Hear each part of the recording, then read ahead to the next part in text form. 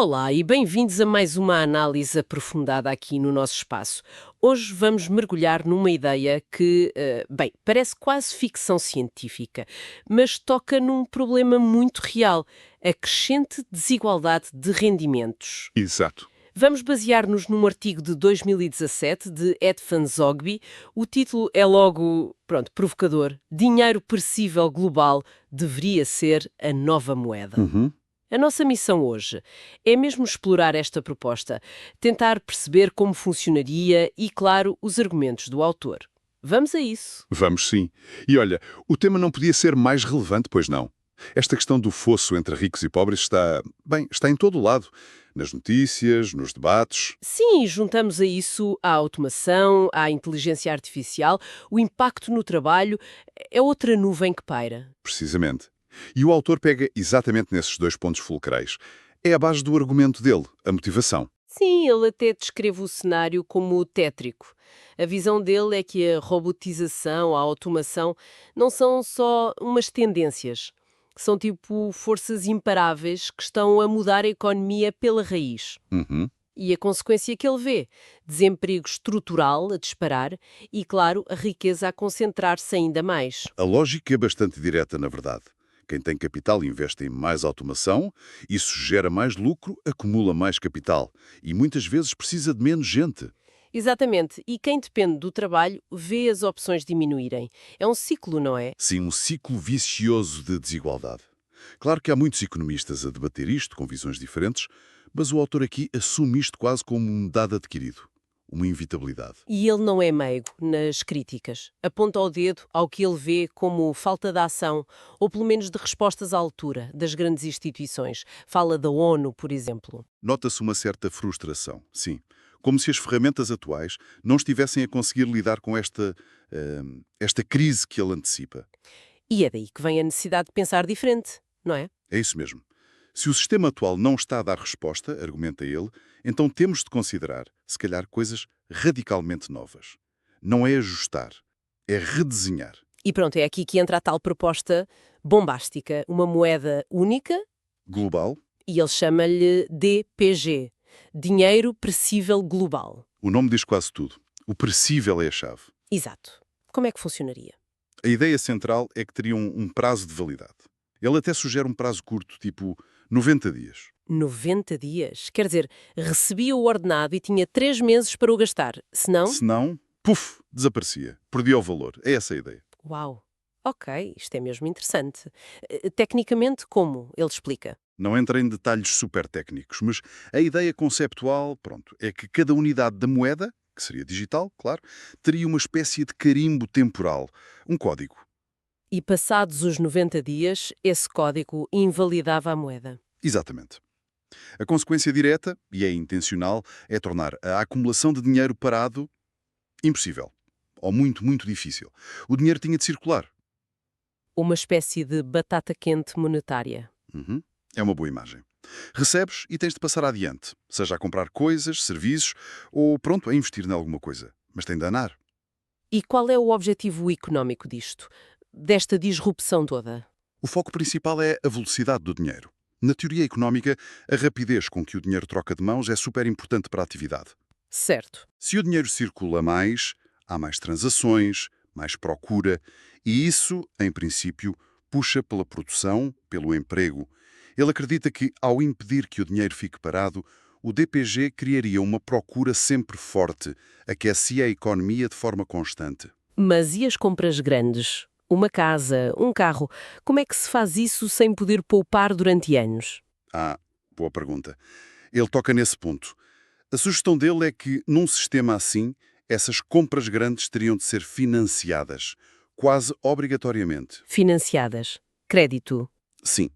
E ele argumenta que, se houver um mercado de crédito competitivo, ele sublinha isto, isso até podia ser mais um estímulo para a economia. Potenciava o setor financeiro, mas para o consumo e investimento real, não para a simples acumulação. Percebes? O foco muda, da poupança para o fluxo. É uma mudança de paradigma brutal. Obrigar a gastar em vez de incentivar a poupar. Isso vai contra séculos de pensamento, de cultura até. A ideia da virtude da poupança. Completamente. E é por isso mesmo que ele se antecipa. Ele tenta desmontar logo à partida as objeções mais óbvias. Reconhece o quão radical é a ideia. Vamos ver essas objeções. A primeira que me vem à cabeça e que ele também menciona. Os mais ricos não podiam simplesmente dar a volta a isto? Convertiam logo o DPG em coisas que não se estragam. Imóveis, arte, ouro. É a objeção mais natural, sim. E a resposta dele é interessante. Ele diz, sim, podem. Provavelmente até o fariam. Então, Então, ele argumenta que mesmo essa corrida para converter DPG em ativos também mexe com a economia. Comprar uma casa, paga taxas, impostos, se calhar faz obras. Manter a casa tem custos, seguros, condomínio. Investir em ações, em teoria, vai dinheiro para as empresas. hum, Ou seja, mesmo a tentativa de tirar o dinheiro da forma pressível gera atividade, gera circulação, que é o objetivo. A riqueza não ficaria parada na forma de moeda. faz sentido. Mas será que essa atividade beneficia toda a gente? Ou só cria outras formas de concentração, agora em ativos? Essa é uma excelente questão.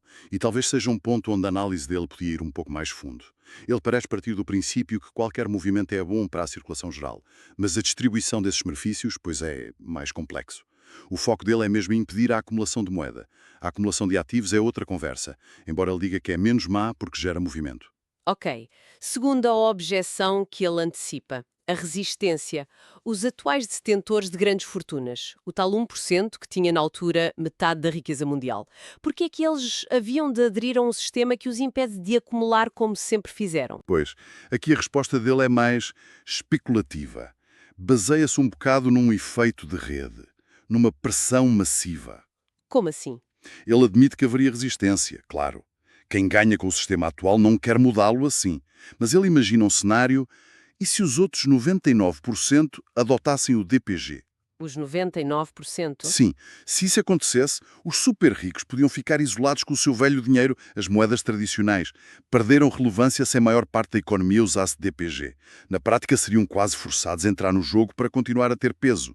Isso parece depender de uma adoção em massa, quase revolucionária, uma coisa coordenada à escala mundial. Politicamente parece muito difícil. Extremamente difícil. A coordenação internacional para coisas bem mais simples já é um quebra-cabeças. Ele sabe disso, mas mantém a ideia como um cenário para pensar. É uma visão, mesmo que, pronto, utópica. Certo. E a terceira objeção? O mercado negro. Se o meu DPG estivesse quase a expirar, não havia a tentação de o vender com desconto, ou mesmo depois de expirar, para fins ilícitos. Essa é uma preocupação muito prática, sim. Crucial. A solução que ele propõe depende da tecnologia por trás do DPG. Que seria? A ideia era que no momento exato em que a moeda expira na mão de alguém, o valor não se esfuma. Seria automaticamente transferido para uma entidade social, uma instituição pré-definida. Hospitais, investigação, apoio social, algo assim. Ah, E essa entidade teria depois um prazo extra, ele sugere 30 dias, para usar esses fundos. portanto, o dinheiro desintegrava-se na mão do último dono no prazo, mas o valor ia para um fim social. Exatamente. Isso tornaria inútil ter moeda expirada. E um mercado negro para moeda quase a expirar seria muito arriscado e complicado. Se eu te tentar vender PDG que expira amanhã com desconto, tens de ter a certeza que o consegues gastar logo, senão lá se vai o valor para a tal instituição. A ideia é tornar o mercado negro inviável ou sem sentido económico. Tudo isto, bem, depende de uma infraestrutura tecnológica global incrivelmente complexa. E segura? E aceito por todos. Quase um sistema operacional financeiro mundial. Precisamente. E essa é, se calhar, a crítica mais forte a nível prático. A complexidade de implementar, gerir, proteger de hackers, evitar fraudes. E a governação? Quem definia as regras? Quem controlava a emissão, se houvesse? Quem escolhia as instituições que recebiam o dinheiro expirado? São perguntas gigantescas. Enormes. O próprio autor admite que haveria sempre os espertalhões procurando brechas maléficas. Exigiria vigilância constante, atualizações, levanta questões não só de tecnologia, mas de confiança política e social à escala global. Sem precedentes. É curioso ele comparar isto com o Bitcoin, ou lamentar o caminho do Bitcoin.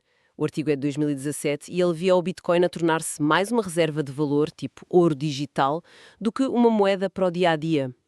Sim, ele vê isto como uma oportunidade perdida. Na cabeça dele, a tecnologia blockchain, ou algo parecido, podia ter sido usada para criar algo mais próximo do DPG, uma moeda focada na circulação, não na acumulação ou especulação. Ele parece lamentar que a inovação das criptomoedas não estivesse na altura a ir nessa direção que ele achava importante. Queria uma ferramenta de troca, não ativo para guardar. E como é que o próprio autor vê esta proposta? É um plano a sério ou mais um exercício para pensar? Ele descreve-a como uma elucubração divertida, ética, interessante para discussão. Isto sugere que ele tem noção do quão especulativa e talvez utópica a ideia é. Uhum. Ele antecipa a resistência, o ceticismo dos especialistas, economistas, financistas, turifrários do status quo, são as palavras dele, mas defende muito o valor de pensar assim, radicalmente. Ele celebra o desprendimento, o risco, a ousadia, quebra de paradigmas. Acha isso essencial para inovar, especialmente face a problemas tão grandes como a desigualdade e a automação. Portanto, mesmo que implementar o DPG pareça coisa do outro mundo, o exercício de o imaginar tem um propósito: desafiar-nos a questionar as bases do sistema, a pensar em soluções que hoje parecem impossíveis. Exatamente. Se virmos o quadro geral, é um alerta. Perante desafios que podem mudar tudo, como a automação em massa, se calhar as soluções pequenas não chegam. Se calhar precisamos pelo menos de imaginar alternativas muito mais radicais. Mesmo que a prática seja, bem, um desafio enorme. É um convite à audácia intelectual. Então, o que retiramos disto tudo, recapitulando rapidamente? A proposta do dinheiro perecível global, o DPG. A ideia central é dar uma data de validade ao dinheiro, curta. Para quê? Para impedir que se acumule, para forçar o gasto constante. Uhum, E assim estimular a economia e combater a concentração de riqueza, que o autor liga muito à automação. correto. Os efeitos que ele queria, múltiplos. Aumentar muito a velocidade do dinheiro. Criar um estímulo permanente ao consumo, ao investimento em coisas reais, não só poupança financeira. E, no fim, promover uma distribuição mais justa da riqueza. Porque o capital em moeda não podia ficar parado nas mãos de poucos. É tentar reescrever uma regra básica do jogo económico. A função do dinheiro como reserva de valor. Para contrariar tendências que o preocupam. Fica aqui, então, uma reflexão para quem nos ouve. Uma questão que esta análise levanta e que vai talvez um pouco além do artigo, mas que é inevitável. Se o dinheiro, esta ferramenta que molda tanto as nossas vidas, motivações, medos, ambições, se tivesse mesmo uma data de validade, como é que isso mudava a nossa relação psicológica, cultural, com a riqueza, com a segurança, com o trabalho futuro? Que novas dinâmicas sociais, que novos valores ou, quem sabe, novas ansiedades podiam surgir numa sociedade onde a ideia de guardar para amanhã, pelo menos em dinheiro, deixasse de ser como a conhecemos? Fica a questão no ar. Para pensarmos.